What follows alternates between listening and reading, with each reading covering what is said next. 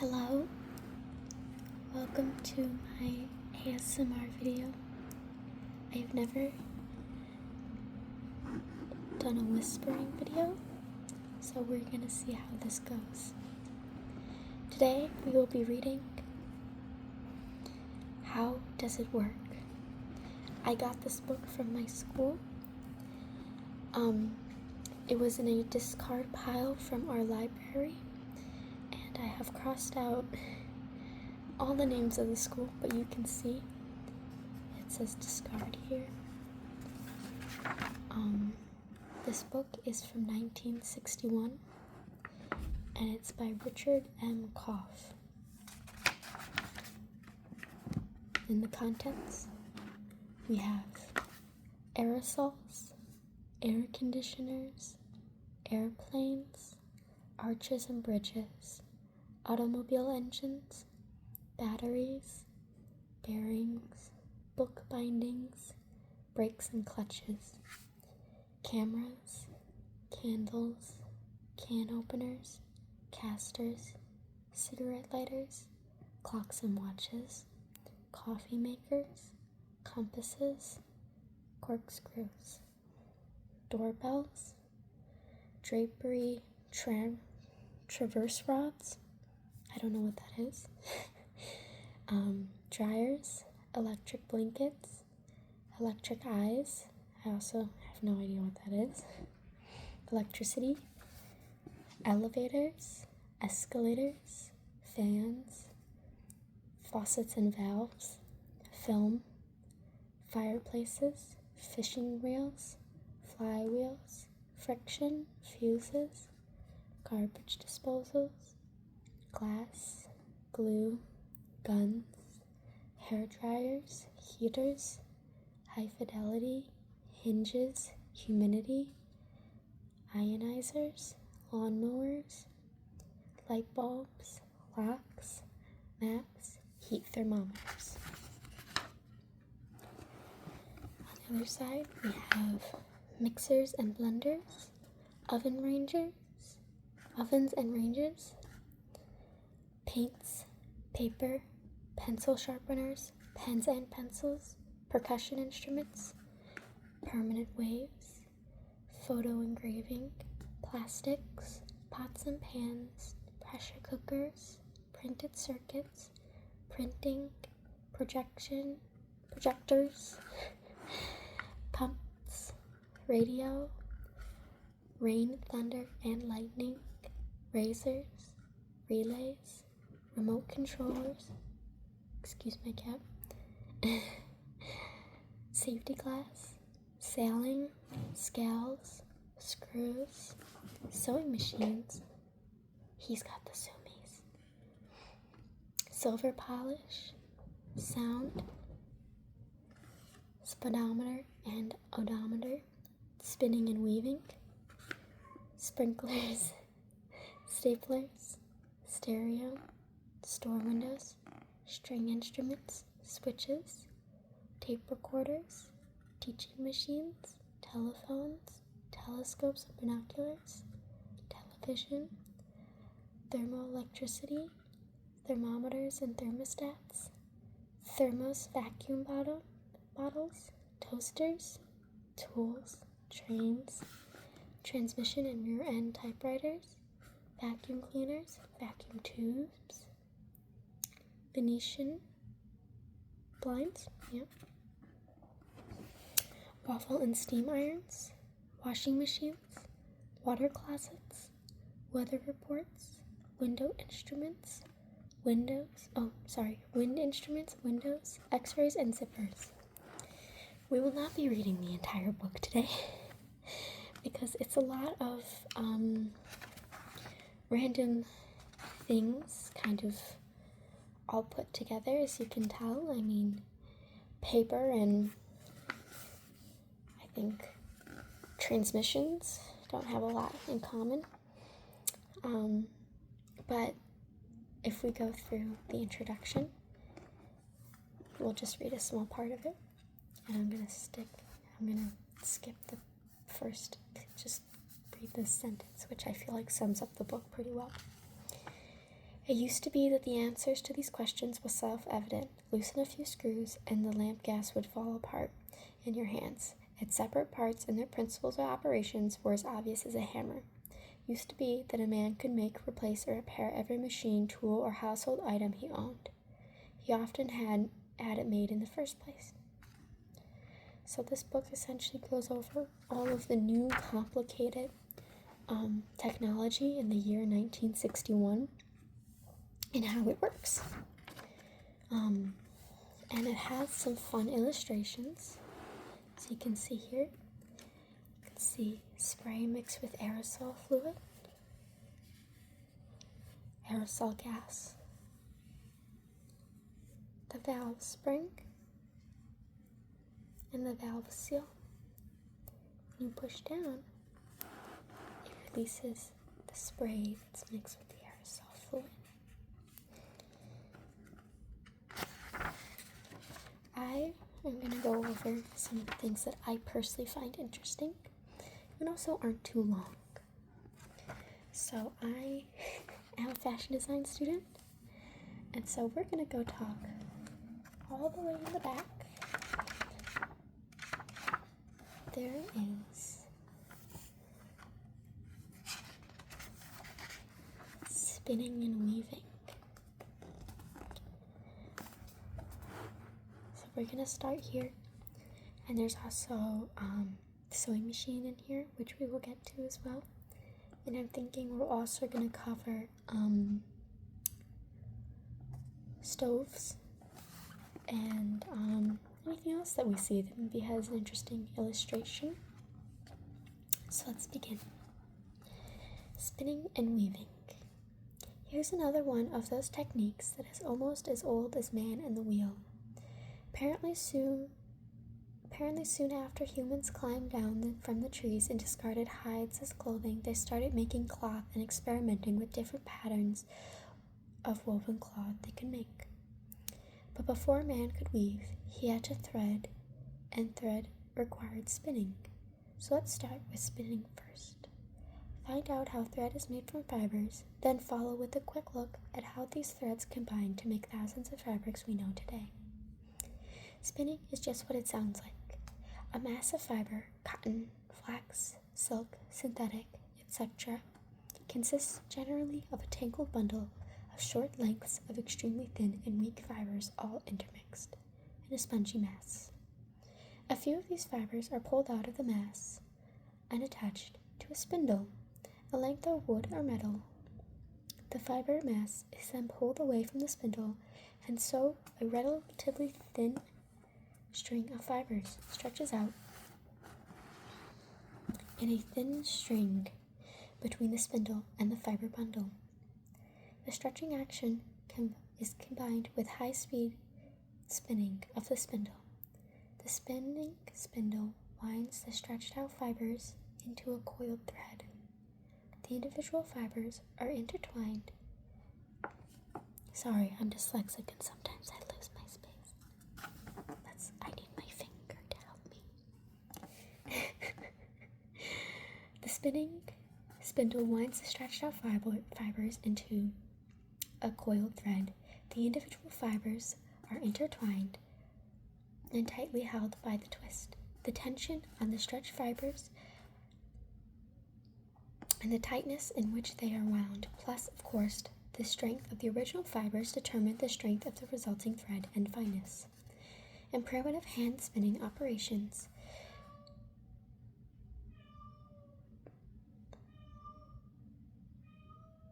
I think I'm gonna go deal with him. I'll be back. Hello, I am back.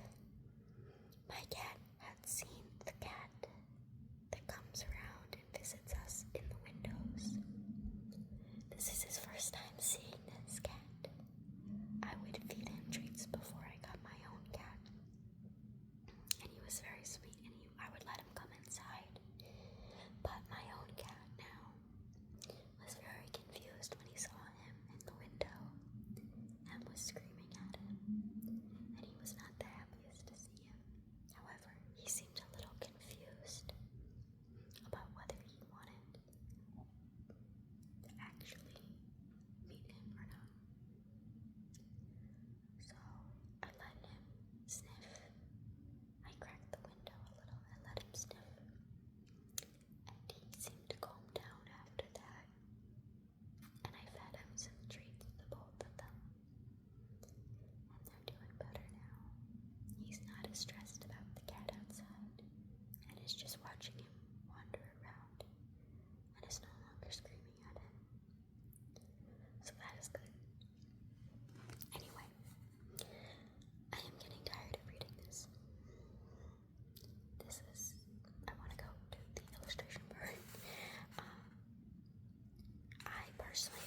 understand this. But, yeah, okay, you know what, I'll read it. I'll be nice. I'll read for anyone who doesn't know. Okay. In primitive and spinning operations, the wound length of thread was then coiled on a spindle, and a new length of fiber was drawn from the unspun mass. Modern machinery draws the fibers and twists them in a continuous controlled operation. Once he had thread, primitive man could make cloth. His early attempts were probably not very different from this. Take a picture frame of wood as large as your patient permits. From one pair of basic sides of the frame, string a series of threads so that they make an even series of lines, not unlike the strings of a harp, across the open frame. For simplicity, you can tie the ends to an evenly spaced series of nails at each end. Let's call this first series the warp. Okay, we are not let's calling it. It is called the warp. That is genuinely what it is called. And this is the up and down lines of thread, and there is a finite amount of the warp. You can only have so many.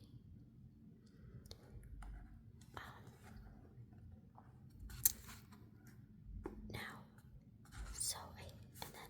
okay, I guess we're gonna get into what the weft is. Okay, anyway, sorry, I'll continue reading. Now set a thread through the warp threads in a simple under-over pattern. That's called a plain weave. When you come to the second end of the threads of the weft. Okay, wait, I'm so sorry. Let me go back. I skipped a line. I need my finger. I am dyslexic. Now sew a thread through the weft threads in a simple under-over pattern. When you have come to the end of the warp threads, just turn around and go back. This second series of threads is called the weft. The weft goes left and right. And a way to remember the difference between the warp and the weft is that the warp goes up and down, and the weft always goes weft. Kind of like saying left, but with a little bit of a lisp. So this goes weft, weft. And I like to think of the warp as, I don't know.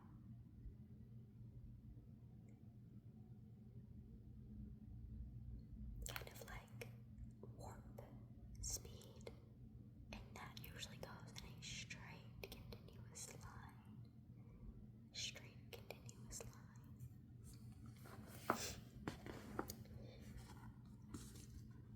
However, I have not seen any of the movies of where warp speed is discussed, you know. I don't know what I'm saying. I'm rambling. I apologize. I'm tired. I should go to bed. What was I saying? Okay. As each weft thread is added, it must be tightly pressed against the last to make a tightly woven pattern. After the frame, that's called beating. When you take your beater and you go tick, tick, tick, and you push all the threads back.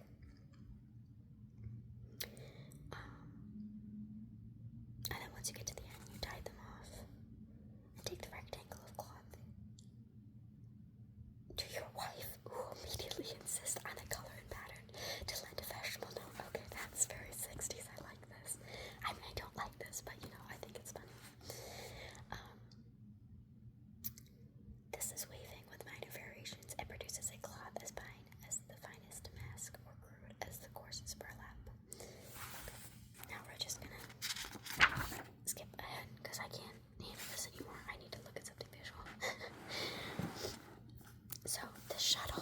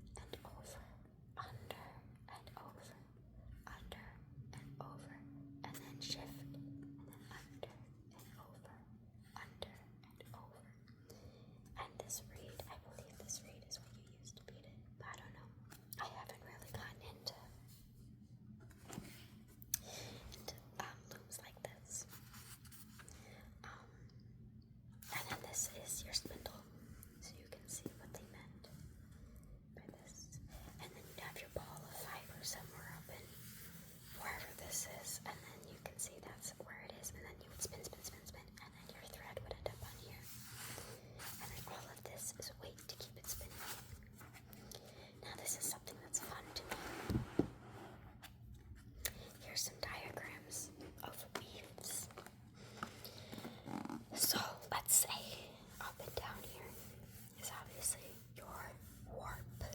This is your warp. And this is your weft, because it goes weft. So you can see how it goes under and over and under and over and under and over. This is a plain weave. And now a canvas weave. This one is interesting. This one is over 2, under 2, over 2, under 2, over 2, under 2. And then switch. So then we have under 2, over 2, under 2, over 2, with 2 at a time, which is interesting. And then dwell weave is similar to a canvas weave. However, you're only using one thread at a time. Notice how there's 2 threads here. There's 1 thread here. So it's the same over 2, under 2, over 2, under 2. Except instead of using 2 weft threads, we're using 1 webbed thread. And dwell often creates a distinctive diagonal. I'm sorry, you can't really see this diagonal pattern. And checks. This is just colored thread.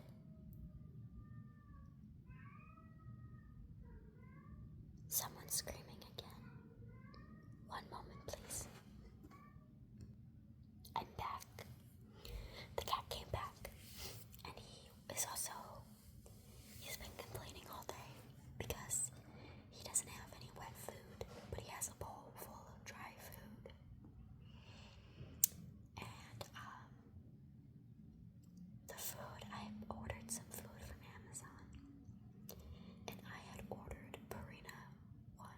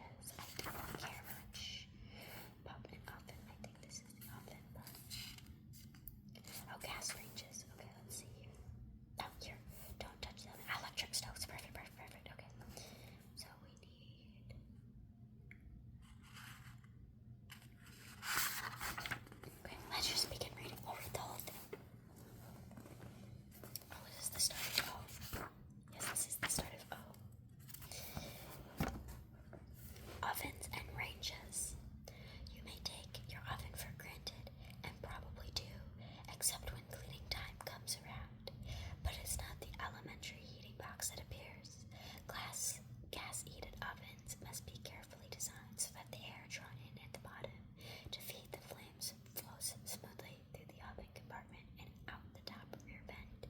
The flow must be regulated so that it isn't too free.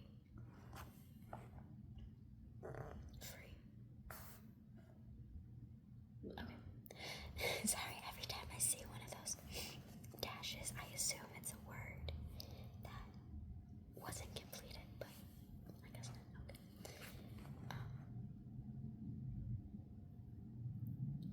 Isn't too free? Yeah, free. The okay. Sorry, my dyslexia is acting up. When I was in elementary and probably until the middle of high school, I had a very, very hard time with reading out loud. And some days I still do. And I would often stumble over my words. But I've gotten better at it with practice. It was really bad before. You couldn't even understand what I was saying. So I hope that this isn't too much of a mess. Even though I know for a fact it is a mess of a video. I hope my reading isn't too much of a mess. Anyway. Where did we leave off? I know we left oven free. The oven couldn't get hot enough if large volumes of cold air were constantly brought in. Yet not too restrained either, since the gas will not burn without a generous supply of oxygen. Take a look at the bottom plate of your gas oven compartment. You'll find a series of holes or slots along the front edge, but not at the rear. They're there so that hot air coming in from the lower burner compartment will flow forward almost to the oven door and rise to the oven at the front, which would otherwise be the coolest place in the oven.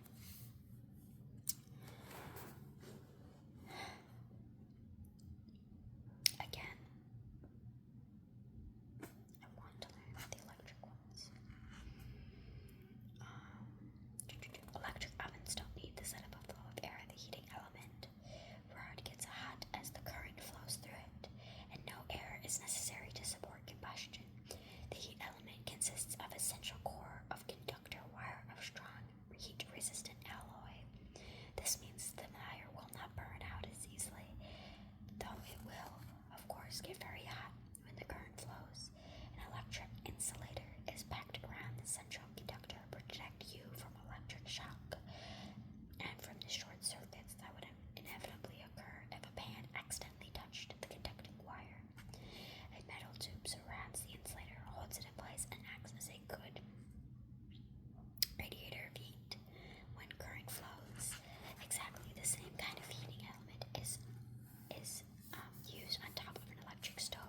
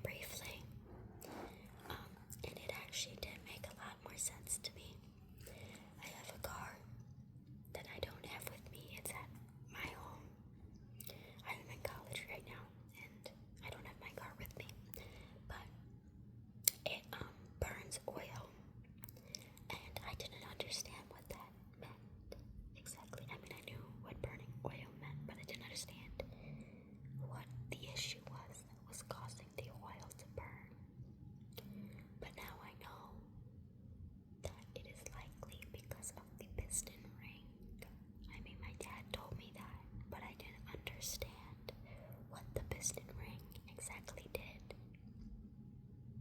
But now I do. The car is very old and it does not get used much and probably needs to be put out of its misery. But I don't know, I kind of like it. Anyway.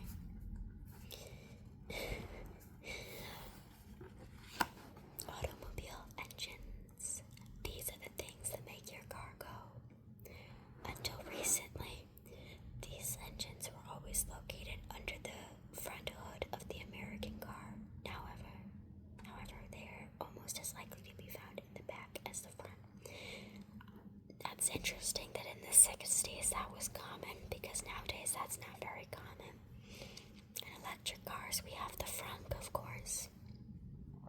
But that's usually not with electric cars. Or that's not usually with gas cars, that's just with electric cars. We don't see engines in the back unless they're like luxury cars or sports cars. The average car has it in the front still. Anyway, how good engineering reason makes the front better than the back. Both the positions have advantages and disadvantages. The engine gets its power from the chemical energy in gasoline and air mixture. The gasoline is vaporized in the carburetor. I'm pointing at it and you can't even see what I'm pointing at. The carburetor.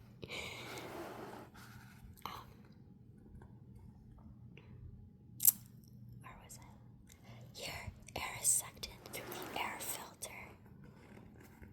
Air from the filter to clean it, and then around a tube filled with gas from the gas tank. So we have the gas, and then we have the gas tank, and then we get an air gas mixture that goes to the engine.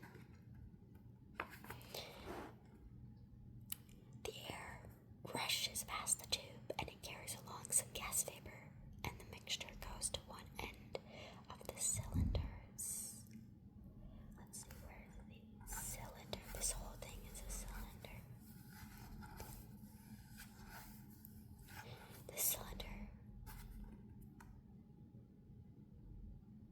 The cylinder is a large tube sealed at one end and blocked at the end by a movable plug called a piston. This is our piston.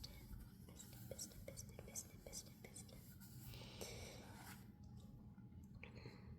Let's see, where did they go?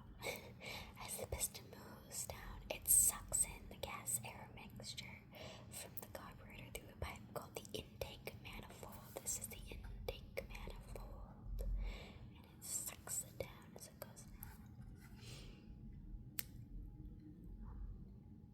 Let's see, where did we leave off? When the piston reaches the bottom of its stroke, which is, I'm assuming, the up and down motion, the inlet valve. Where's the inlet valve? Inlet valve. Do we not have that label? We have a valve system, but I don't see an inlet valve. Okay, I guess that's not labeled.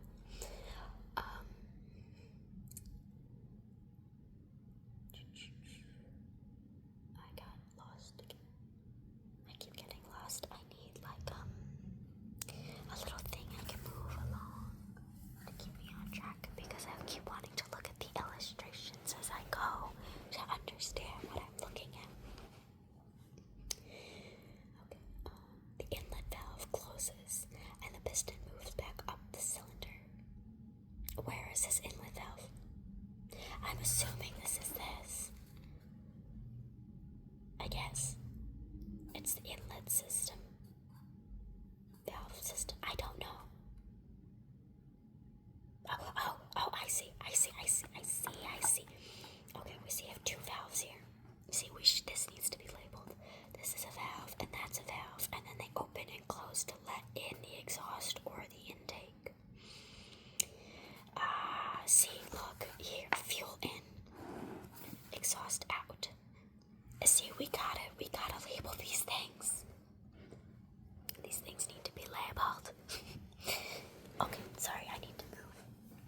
I don't have the best setup, and it's a little uncomfortable for my body. this way I can just kind of point my phone at the floor without like the table being in the way. This is a very long video. I just realized it's 31 minutes, not including the first half. Before the cat incident. Okay. Let's see.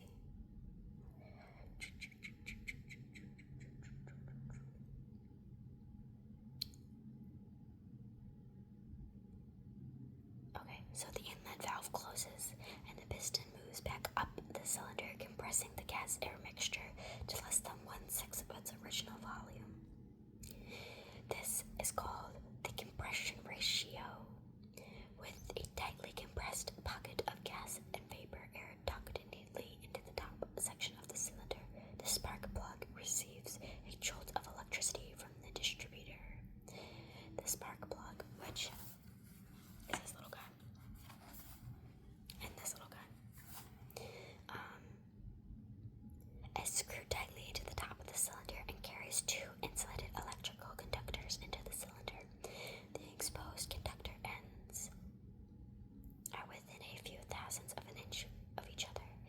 The distributor, in an automatic switch, sends a necessary current to the plug at exactly the right instant. The current produces a very hot spark between the conductor ends, and this ignites the mixture of gas and air trapped in the cylinder. The gas mixture burns. It does not explode. The burning, of course, is very rapid and only takes an instant for... Oh, no more illustration, boo. For the gas in the cylinder to burn out. Actually, gas sometimes starts burning even before the spark plug gets a jolt of electric current. This is called knocking or pinging, sometimes heard when a car ascends up steep hills. I know that's not a good thing. I don't know about the ascending up steep hills, but I know if your car is knocking or pinging, that's not necessarily a good thing. Anyway, the burned gas air mixture is very hot and the pressure jumps from 6 or more thousand times normal atmospheric pressure, 6 times 15 from 6 or oh my god, I'm getting lost again. 6 times 15 equals 90 pounds per square inch after compression, to as much as 10,000 pounds per square inch. This very high pressure acts on the top of the piston and forces the piston down with a powerful shove. When the piston approaches the bottom of its stroke, a second valve, the exhaust valve, in the head of the cylinder opens. The motion of the piston has reduced the pressure in the cylinder considerably, but still has a pressure of 100 or more pounds per square inch. Thus, the exhaust valve opens. The burned gases exhaust rush out to the exhaust manifold with a loud noise. To reduce objectional noise, the exhaust is piped to a muffler, which simply conducts the gases around a series of obstacles, baffles, to reduce its speed and absorb the noise.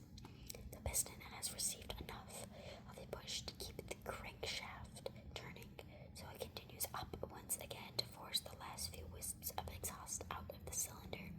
When it reaches the top of its stroke, the exhaust valve closes and the inlet valve opens. A new charge of gas and air is drawn into the cylinder on the next piston downstroke. This whole cycle is repeated several hundred times each minute. Even so, you would feel a definite pulsating drive to the wheels of the car if the manufacturer had added several more cylinders to your engine. He says 4, 6, or 8 cylinders side by side, with all the pistons connected to a single crankshaft. Each piston connecting rod hooks up to the crankshaft at slightly different angles, so it receives gas and delivers a push at the shaft at a slightly different time from others. And this way you get a series of pulsating shoves on the crankshaft, which results in a smooth flow of power to the wheels.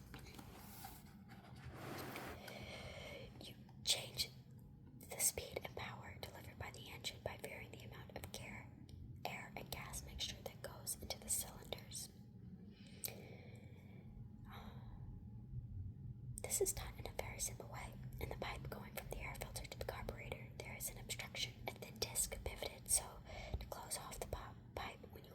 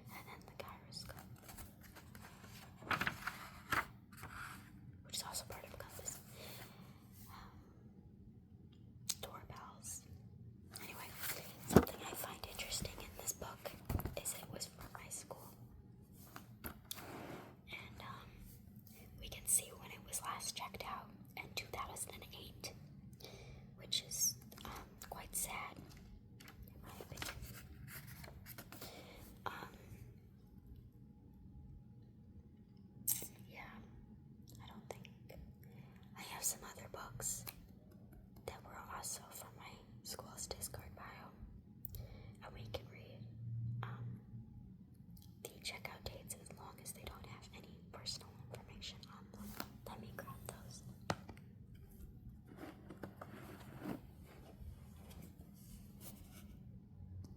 Okay, so I have this one, which was also in the discard pile. This one was shipped out last May 5th in 2000. And now I have this one, which I think is one of the most fun.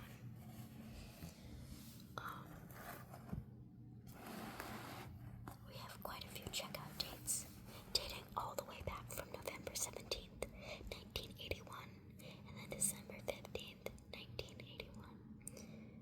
And then we have February 25th, 1982, and then January 16th, 1984, March 25th, 1985, May 1st, 1987,